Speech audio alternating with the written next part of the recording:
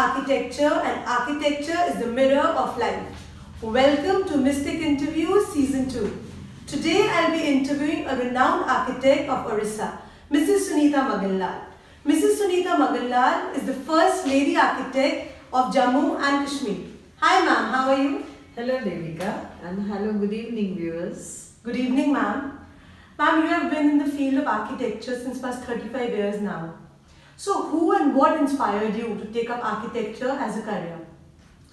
Well Devika, you know, each and every child is born with the special creative abilities in him or her. And even when I was growing, I found myself attracted towards creative activities like painting, sketching, drawing and coloring. And I was inspired by looking at the interiors of the building and finding out how it's done. That enthusiasm was within me and I wanted to explore each and everything, how it's being done. My late grandfather, maternal grandfather, H.L. Pasi, he inspired me to choose architecture as my profession, and that's how I'm an architect. So your grandfather basically inspired you to take up architecture. Okay. Yes. That's amazing. Since past 35 years, you're an architect and a renowned architect of Odisha. So how did this start? I did my schooling. I was born and brought up in Jammu, as you know. And I did my schooling in Jammu Convent School.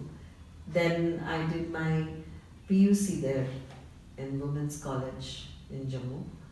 I got admission in Maulana Azad College of Technology in 1977 in architecture.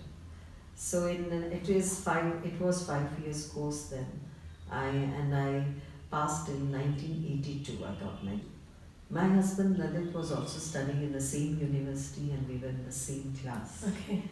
So after we got our degree in 1982, we got married in the same year, 1982. And then we opened our office in 1983 in Bhubaneshwar, Odisha. And since then, I'm in practice. Your husband, Mr. Lalit Maganlal, was an eminent and recognized architect of Odisha. Tell us something about him. Yes, Lalit was a was a leading and successful architect during his work span. He has designed many prestigious projects in and around Odisha and abroad. Okay. He was a very eminent architect, planner and interior designer, and which reflects in his good works. Okay. And he was a very hard-working architect and believed in working with his, interacting with each and every worker of his team to give his personal touch to his designs. Okay. That's amazing. And ma'am, you're a Vastu expert, right? So what is Vastu and how effective it is? Vastu, I'm a Vastu consultant. We as architects, when we design the building, we do follow Vastu technology in this. All the architects follow it? Not really, not all. But when I design buildings, I first design I zone the plot according to Vastu. Let me tell you what Vastu Shastra is. Vastu is in Sanskrit means dwelling, and Shastra is the knowledge. Okay. Basically, Vastu Shastra is related to the energies flow from the earth. And we have, when we design a house, we take the directions into consideration, like north, east, west and south. So, and basically we should have an idea about what sort of energies are emitted from the north side, from the south side, from east and west. So we take care of all these and streamline the energies effect in our planning. Let me give you an example. In southwest, generally we get negative energies from that side. Okay. So as an architect, what I would do is, I would like to have more weight on the southwest, so that those energies don't affect the good prosperity in the house. Okay. And we avoid a lot of openings on the southwest, like we give minimum doors and windows on that side. And we try to put, say, master bedroom on that side, so that it rules that's the prominent Dominates place for the the house. master of the House. house. And northeast, we have all the positive energies from that side.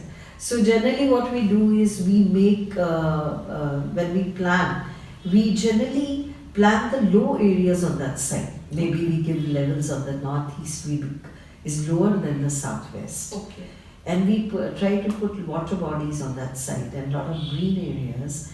Because water bodies, because they emit positive energies and they emit positive energies. And green is the sign of prosperity. Okay. And generally we take the main entrances from the northeast side. So all the entrances in the houses you design? We generally design, but that also depends on the orientation of the plot. Okay. Suppose in some cases we have south-facing plots. That means the north goes at the back.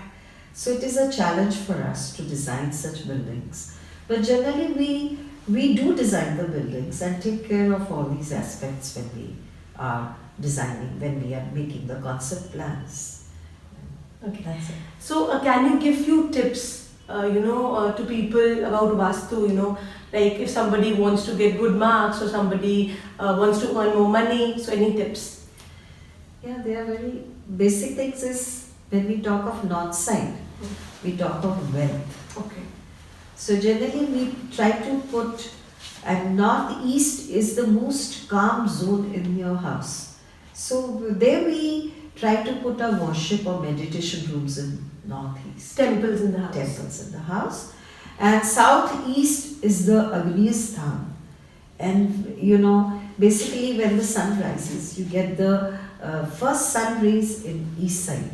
So generally we try to put kitchen and bathrooms on that side so that they are germ free, and we try to put a lot of windows. We get a proper cross ventilation. So that's the place for the kitchen in the house. Okay. Ma'am, one advice you would like to give to the budding architects? My advice to the young architects would be to work hard and work smart. Yes, I think that's the key, because every field these days you require a lot of smartness and hard work and determination, of course. Yes. So to the viewers, be determined and work hard and follow your heart. I think you followed your heart and today you are a successful lady. Yeah. Thank you, So we'll Devika. close with that, and ma'am, it was an honor to interview you today. Thank you so much. Thank you, Devika. Thank you, viewers, for watching us.